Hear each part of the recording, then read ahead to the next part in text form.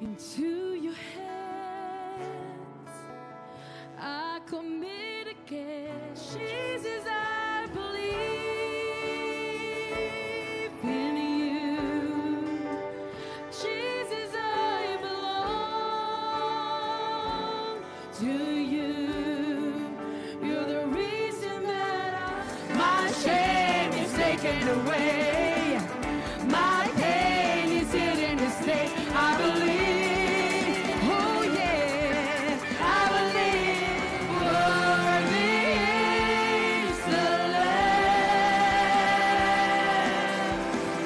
seated on the throne. I crown you down. Let us turn our Bible to the book of Acts chapter 10. We'll be reading verses 37 to 43. You know what has happened throughout the province of Judea, beginning in Galilee after the baptism that John preached. How God anointed Jesus of Nazareth with the Holy Spirit and power, and how he went around doing good and healing all who were under the power of the devil, because God was with him. We are witnesses of everything he did in the country of the Jews and in Jerusalem. They killed him by hanging him on a cross. But God raised him from the dead on the third day and caused him to be seen. He was not seen by all the people, but by witnesses whom God had already chosen, by us who ate and drank with him after he rose from the dead. He commanded us to preach to people and to testify that he is the one whom God appointed as judge of the living and the dead.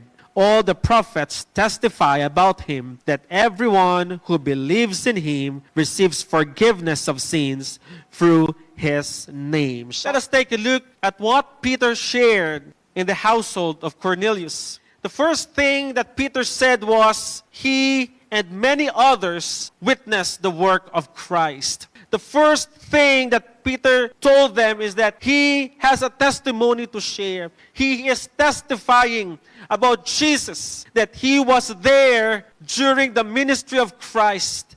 When Jesus healed the lame, when Jesus healed the sick, Peter was there when Jesus prayed for the people and the miracles of breaking the bread. He was there. Peter is telling them, I was with Christ when he started his ministry.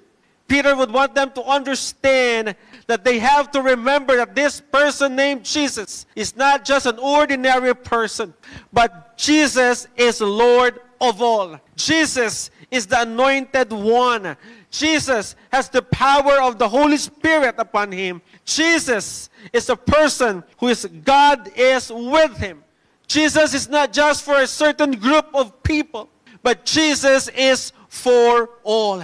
Jesus is also for the believers. Jesus is not just the Lord of the Jews, but Jesus is also the Lord of the Gentiles. The next point that Peter wants to share is that he is also a witness of the death of Christ. He said they killed him by hanging on the cross. The first point that Peter said, Jesus is real. Jesus has lived. And the second point that he wants the Gentiles to know, Jesus also died.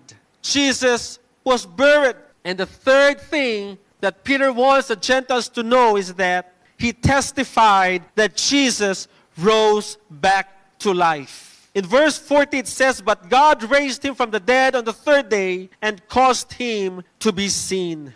The three main points that Peter wants a Gentile to understand is that Jesus came on earth, Jesus lived, Jesus died, and Jesus rose back again on high.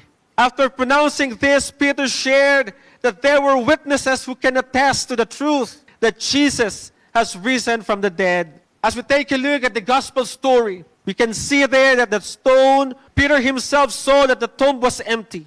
There were people who heard the angelic pronouncement, he is not here, for he has risen.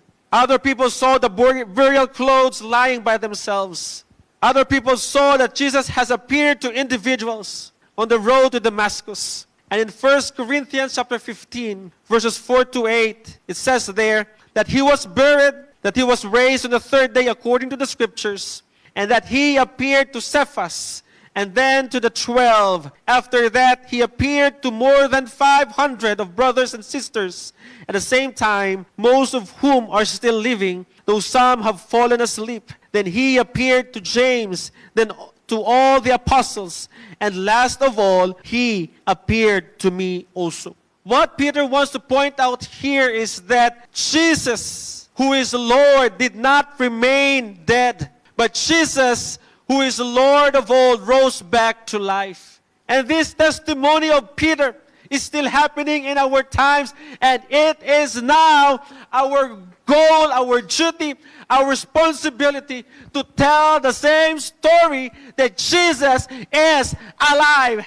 But what about us in the modern times? We did not witness the cross. Jesus did not appear in front of us. We did not hear the voice of Jesus. Are we still credible witnesses? Is the story that we're going to tell acceptable? Yes, because we are witnesses to the transforming power of the resurrected Christ. The power of His resurrection is both transformative and empowering. Just like Jesus rising from the tomb, our lives are not merely resuscitated, but made truly new. The power of resurrections gives us the power to transform the world. And if we want to transform the world, let us start sharing that Jesus is alive. And how can we be a witness? Number one, live the truth of the resurrection. The second thing, bring the people out of their fearful sanctuaries.